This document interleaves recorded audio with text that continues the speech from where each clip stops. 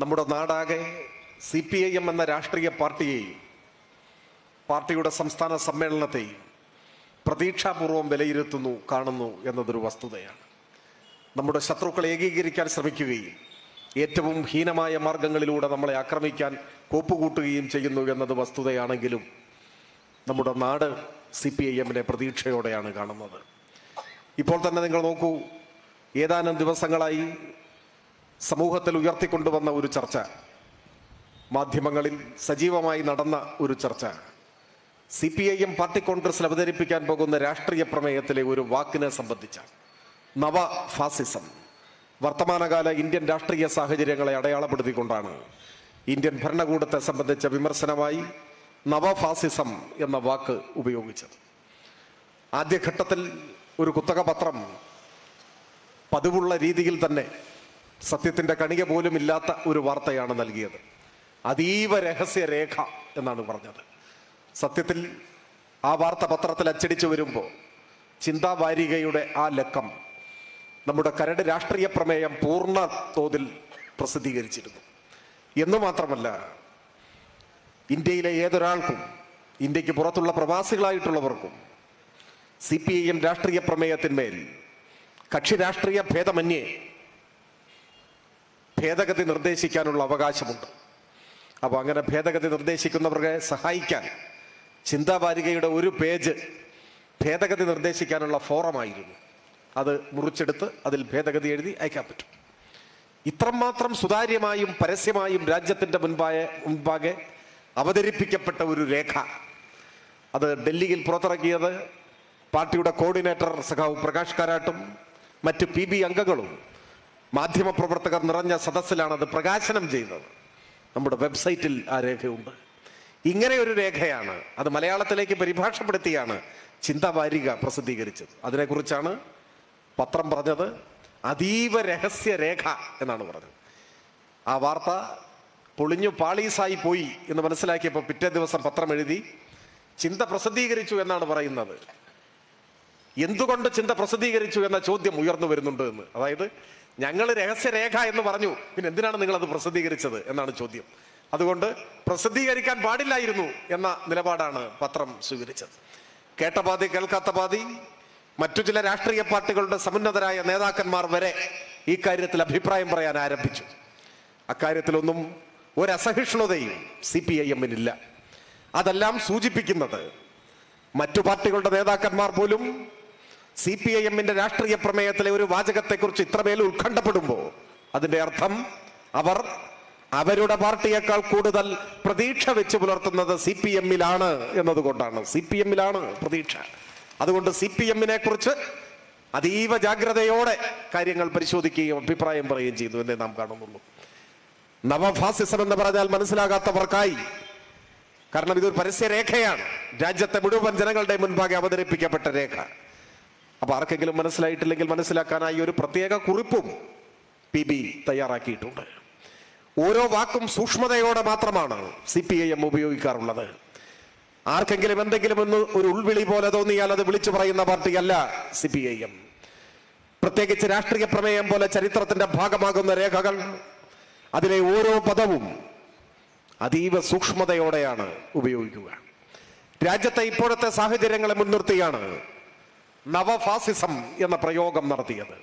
അപ്പൊ ചില കൂട്ടർ പറയുന്നു അങ്ങനെ പറയേണ്ട ആവശ്യമില്ല, ഫാസിസം തന്നെയാണ്, ഇന്ത്യയിൽ ഫാസിസമാണ് എന്ന് പറയും. ആണോ? ആണോ എന്നറിയണമെങ്കിൽ എന്താണ് ഫാസിസം എന്നറിയണം.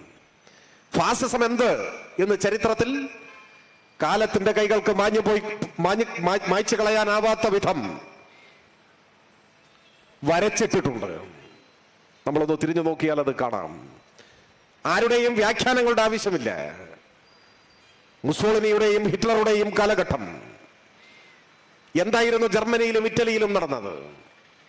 അതിന് സമാനമാണോ ഇന്ത്യയിലെ സാഹചര്യം? ഇന്ത്യയിൽ ഫാസിസമാണ് എന്ന് പറഞ്ഞാൽ ഇങ്ങനെ ഒരു പതാക ജാഥ നടത്താൻ പറ്റില്ല. ഇവരെന്താണ് ഫാസിസത്തെ കുറിച്ച് കരുതിയിരിക്കുന്നത്? ഇങ്ങനെ ഒരു യോഗം നടത്താൻ പറ്റില്ല. പ്രകടനങ്ങളോ മുദ്രാവാക്യങ്ങളോ പ്രതിഷേധങ്ങളോ സമരങ്ങളോ പണിമുടക്കുകളോ ഒന്നും പറ്റില്ല. എന്തിന്? ഇന്ത്യയിൽ നമ്മുടേതുപോലെയുള്ള രാഷ്ട്രീയ പാർട്ടികളെ ഉണ്ടാവില്ല, നിരോധിക്കപ്പെടും. തിരഞ്ഞെടുപ്പുണ്ടാവില്ല. രാജ്യമെമ്പാടും കോൺസെൻട്രേഷൻ ക്യാമ്പുകളായിരിക്കും. ഭിന്നാഭിപ്രായം രേഖപ്പെടുത്തുന്നവരെല്ലാം നിർദ്ദയം കൊന്നുതള്ളപ്പെടും. അതാണ് ഫാസിസം, കുട്ടിക്കളിയല്ല. അതാണ് ചരിത്രം പറയുന്ന ഫാസിസം. അതിവിടെ വന്നു എന്നാണ് പറയുന്നത്. വന്നോ? നമ്മൾ പ്രകടനം നടത്തുന്നില്ലേ? നമ്മൾ സമരം നടത്തുന്നില്ലേ? തിരഞ്ഞെടുപ്പില്ലേ? നമ്മൾ മത്സരിക്കുന്നില്ലേ? പിന്നെന്താണ്? ലോകത്തിന് തന്നെ മരണവാറണ്ടൊരുക്കിയ ഫാസിസം എന്ന ഏറ്റവും വിനാശകാരിയായ ആശയത്തെ ഹൃദയത്തിൽ സ്വീകരിച്ച ഒരു കൂട്ടരാണ് ഇന്ത്യയിൽ അധികാരത്തിലുള്ളത്. അത് സത്യം. സംഘപരിവാരം RSS അവർ ഹിറ്റ്ലറെയും മുസോളിനിയെയും എല്ലാം ആരാധിക്കുന്നവരാണ്. അവരുടെ സങ്കല്പത്തിൽ ഇങ്ങനെയൊക്കെ ആക്കണം ഇന്ത്യയും എന്നാണ്. ഒരു ഫാസിസ്റ്റ് രാജ്യമായി ഇന്ത്യയെ മാറ്റണം എന്നാണ്. പക്ഷേ അവരാഗ്രഹിക്കുന്നിടത്ത് ഇന്ത്യയെ കൊണ്ട് കെട്ടാൻ കഴിഞ്ഞിട്ടില്ല. ഇപ്പോഴും മതനിരപേക്ഷതയും ജനാധിപത്യവും ഉദ്ഘോഷിക്കുന്ന ഭരണഘടന തന്നെയാണ് ഇന്ത്യയുടേത്. മാറ്റാൻ പറ്റിയിട്ടില്ല. അടുത്ത 5 കൊല്ലത്തേക്ക് മാറ്റാൻ പറ്റുകയില്ല. 18 ലോക്സഭാ തെരഞ്ഞെടുപ്പിൽ ജയിച്ചെങ്കിലും അതിനുള്ള ഭൂരിപക്ഷം കിട്ടിയിട്ടില്ല. അപ്പോ ഫാസിസത്തെ ഉയർത്തിപ്പിടിക്കുന്നവർ, ഫാസിസം എന്ന അപകടത്തിലേക്ക് ഇന്ത്യയെ നയിക്കാൻ ശ്രമിക്കുന്നവർ ഒക്കെയാണ്. അതൊക്കെ ശരി. പക്ഷെ അവരാഗ്രഹിക്കുന്ന വിധം ഇന്ത്യയെ ഫാസിസ്റ്റ് രാഷ്ട്രമാക്കാൻ കഴിഞ്ഞിട്ടില്ല. അതിന് ശ്രമം നടക്കുന്നു. ആലങ്കാരികമായി വേണമെങ്കിൽ ഫാസിസത്തിന്റെ കാലൊച്ചകൾ കേട്ടു തുടങ്ങി എന്ന് പറയാം. അത്രേ പറയാൻ പറ്റൂ. വരാനിരിക്കുന്നു ഫാസിസ്റ്റ് അപകടം എന്ന് നമുക്ക് പറയാം. ഇവർ ഫാസിസ്റ്റുകളാണ് എന്ന് ചൂണ്ടിക്കാണിക്കാം. പക്ഷെ ഇന്ത്യയിൽ ഫാസിസം വന്നു എന്ന് പറഞ്ഞാൽ അത് ശരിയായിരിക്കില്ല. ഇതിനു മുൻപ് 975 ഇന്ത്യയിൽ അടിയന്തരാവസ്ഥ പ്രഖ്യാപിക്കപ്പെട്ടു. എന്തായിരുന്നു അടിയന്തരാവസ്ഥയുടെ അനുഭവം? ഇവിടെ ഒത്തുകൂടിയിട്ടുള്ളവരിൽ കുറച്ചുപേരെങ്കിലും അടിയന്തരാവസ്ഥ കാലത്തെ ജനാധിപത്യ കശാപ്പിന്റെ അനുഭവങ്ങളെ നേരിട്ട് കണ്ടിട്ടുള്ളവർ, അനുഭവിച്ചിട്ടുള്ളവരാകും. എല്ലാ ജനാധിപത്യ അവകാശങ്ങളും ചെങ്ങലക്കിടപ്പെട്ടു. പ്രകടനങ്ങളും പൊതുസമ്മേളനങ്ങളും പണിമുടക്കുകളും സമരങ്ങളും അത്തരത്തിലുള്ള കൂട്ടായ്മകളും നിരോധിക്കപ്പെട്ടു എന്ന് മാത്രമല്ല, 4 പേർ ഒരുമിച്ച് കൂടി നിന്ന് സംസാരിച്ചാൽ 4 ആളെയും അറസ്റ്റ് ചെയ്ത് ജയിലിലടക്കും. Maintenance of internal security act, MISA, DIR, defence India rule, ഈ കരിനിയമങ്ങൾ ഉപയോഗിച്ചാണ് കണ്ണിൽ കണ്ടവരെ എല്ലാം പിടിച്ചു തുറങ്കിലടച്ചു, എല്ലാവരെയും ജയിലിലടച്ചു. രാജ്യവ്യാപകമായി അടിയന്തരാവസ്ഥക്കെതിരായ അഭിപ്രായ പ്രകടനം നടത്തിയ മാധ്യമങ്ങളെ വേട്ടയാടി. തങ്ങൾക്ക് വിധേയപ്പെടാത്തവരെയെല്ലാം നിർദ്ദയം നിഷ്കരുണം അടിച്ചമർത്തി. അക്കാലത്ത് വാഷിംഗ്ടൺ പോസ്റ്റിൽ അടിയന്തരാവസ്ഥയെ വിമർശിച്ചുകൊണ്ടൊരു ലേഖനം പ്രസിദ്ധീകരിച്ചു. ഏതാനും മണിക്കൂറുകൾ കഴിഞ്ഞപ്പോ വാഷിംഗ്ടൺ പോസ്റ്റിന്റെ ലേഖകൻ ലൂയിസ് M. സൈമണെ ഇന്ത്യയിൽ നിന്നും നാടുകടത്തി. 258 മാധ്യമ പ്രവർത്തകരെ അറസ്റ്റ് ചെയ്ത് ജയിലടച്ചു. ഒന്നിനു പുറകെ മറ്റൊന്നായി മാധ്യമ പ്രവർത്തകരെ നാട് കടത്തിക്കൊണ്ടേയിരുന്നു. എത്ര മാധ്യമങ്ങൾ അടച്ചുപൂട്ടേണ്ടി വന്നു? രാജ്മോഹൻ ഗാന്ധിയുടെ ഹിമ്മത്ത്, നിഖിൽ ചക്രവർത്തിയുടെ മെയിൻ സ്ട്രീം, രമേശ് താപ്പറുടെ സെമിനാർ, അങ്ങനെ എത്ര മാധ്യമങ്ങൾ. കേരളത്തിൽ എത്ര മാധ്യമങ്ങൾ, പത്രങ്ങൾ, ഹോം ഗാർഡ്, ഇന്ത്യൻ പൗരൻ, ക്രോസ് ബെൽറ്റ്, സ്വതന്ത്ര ഭാരതം, ഇതെല്ലാം ആ കാലത്ത് അടച്ചുപൂട്ടിയ മലയാള മാധ്യമങ്ങളാണ്.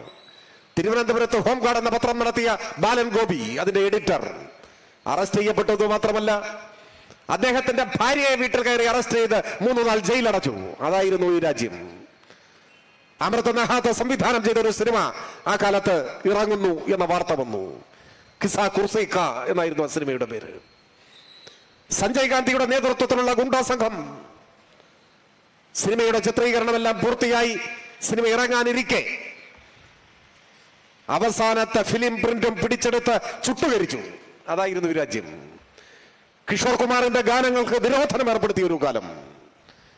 ലക്ഷക്കണക്കിന് മനുഷ്യരെ ബലം പ്രയോഗിച്ചു കൊണ്ടുപോയി വന്ധ്യംകരണ ശസ്ത്രക്രിയയ്ക്ക് വിധേയമാക്കിയ ഒരു അനുഭവം. വിയോജിപ്പുള്ളവരെയെല്ലാം അറസ്റ്റ് ചെയ്ത് കൊടുംക്രൂര മർദ്ദനങ്ങൾക്ക് വിധേയമാക്കി.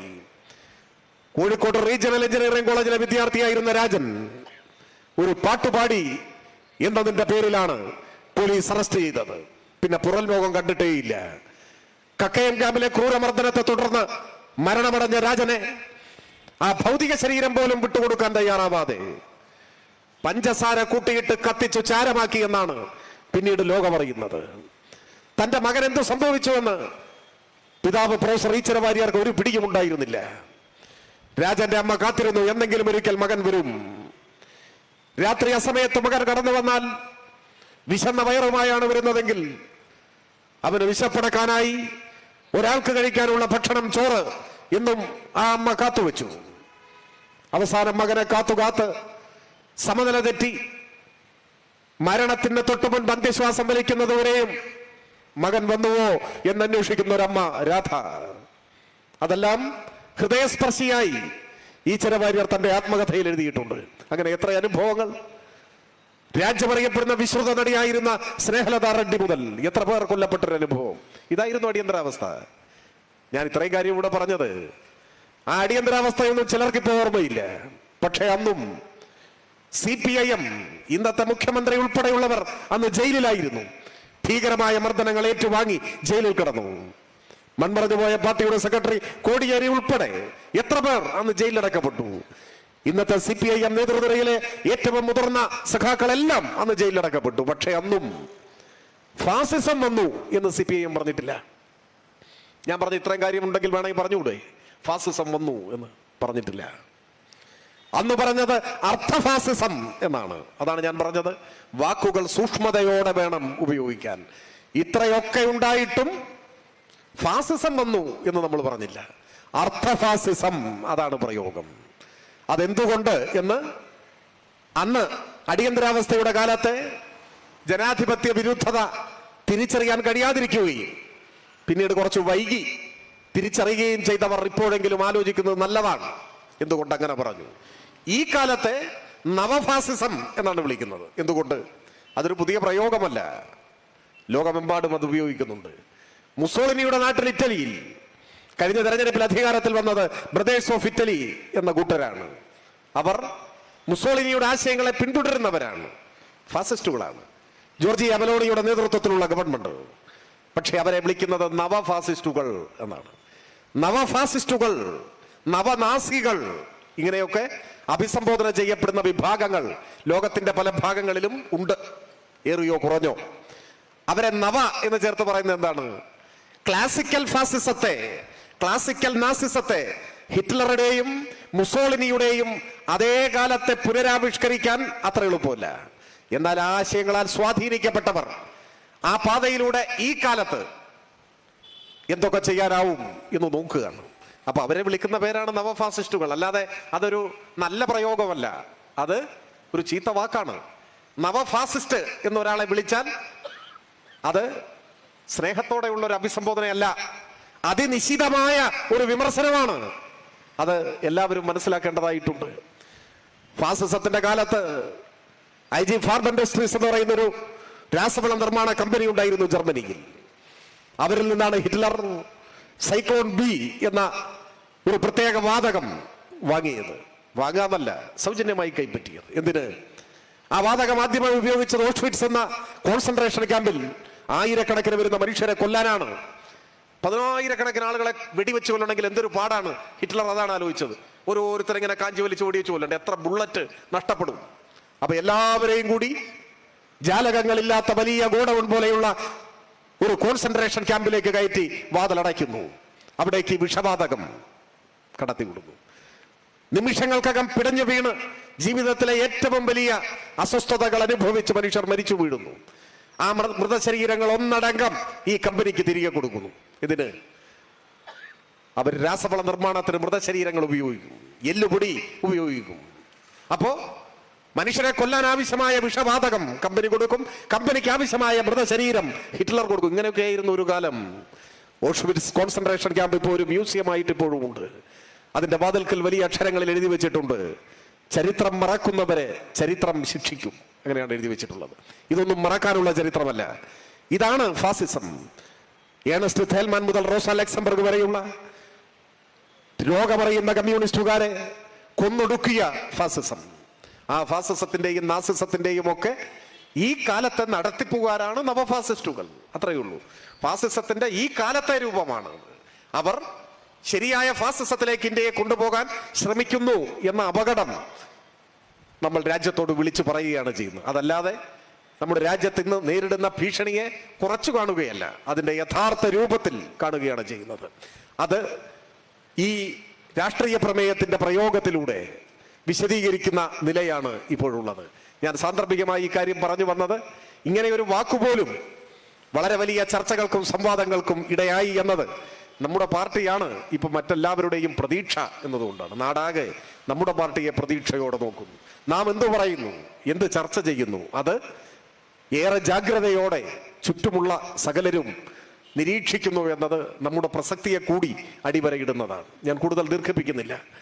ഈ സംസ്ഥാന സമ്മേളനത്തിന്റെ ഒരു പ്രത്യേകത സംഘടനാ കാര്യങ്ങളോടൊപ്പം നവകേരളത്തിന്റെ രൂപരേഖ കൂടി അവിടെ ചർച്ച ചെയ്യുന്നുണ്ട് എന്നതാണ്. ഞാൻ ഇത്രയും വൈകിയതുകൊണ്ട് ഇനി സമയമെടുത്ത് വിശദീകരിക്കുന്നില്ല.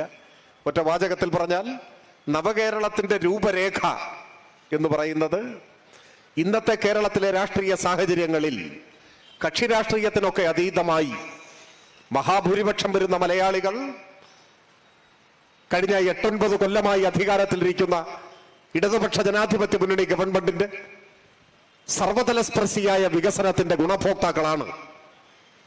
വൻകിട പദ്ധതികൾ, ദേശീയപാത വികസനം പോലെ, കെ ഫോൺ പോലെ, ഗെയിൽ പൈപ്പ് ലൈൻ പോലെ, തീരദേശ ഹൈവേ പോലെ, മലയോര ഹൈവേ പോലെ, കൊച്ചിയിടമൺ പവർ ഹൈവേ പോലെ, വാട്ടർ മെട്രോ പോലെ, വിഴിഞ്ഞം പോർട്ട് പോലെ വൻകിട പദ്ധതികൾ, കേരളത്തിന്റെ മുഖച്ഛായ മാറ്റുന്ന പദ്ധതികൾ, ഒപ്പം ഏറ്റവും പാവപ്പെട്ടവരായ മനുഷ്യരുടെ ജീവിതത്തെ മുൻപോട്ട് നയിക്കാൻ സഹായിക്കുന്ന ക്ഷേമ പദ്ധതികൾ, ക്ഷേമ പെൻഷൻ, ലൈഫ് ഭവന പദ്ധതി, പള്ളിക്കൂടങ്ങളുടെ വികസനം, ആശുപത്രികളുടെ നവീകരണം എന്നിങ്ങനെ ഇത് രണ്ടും സമന്വയിപ്പിച്ചുകൊണ്ടാണ് കേരളം മുൻപോട്ട് പോകുന്നത്.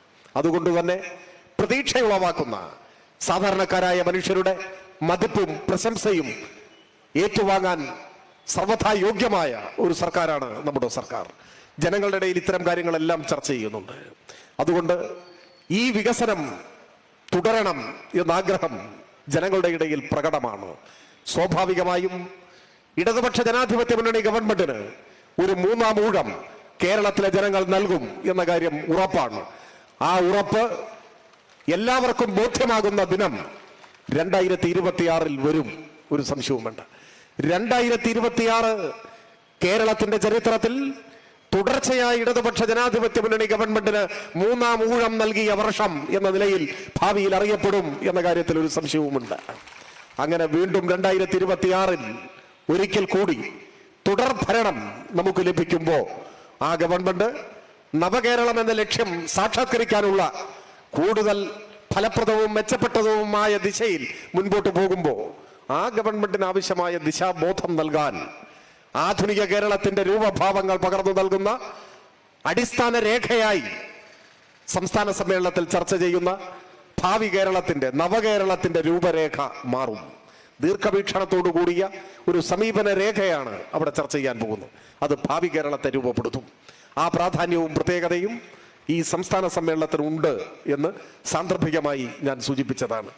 കേരളത്തിലെ ജനങ്ങളുടെ പ്രതീക്ഷയോട് നീതി പുലർത്തും വിധം CPIM വരുന്നാളുകളിൽ സ്വീകരിക്കുന്ന നിലപാടുകളോട്, ഏറ്റെടുക്കുന്ന പ്രക്ഷോഭങ്ങളോട്, നേതൃത്വം കൊടുക്കുന്ന ക്യാമ്പയിനുകളോട് ഒക്കെ കൂടുതൽ കരുത്തോടെ, ആവേശത്തോടെ അത്തരം പ്രവർത്തനങ്ങളുമായി ചേർന്നു നിന്ന് നമുക്ക് കൈകോർത്ത് ഒരു നവകേരളം യാഥാർത്ഥ്യമാക്കാം എന്ന് മാത്രം സൂചിപ്പിക്കാനാണ് ആഗ്രഹിക്കുന്നത്.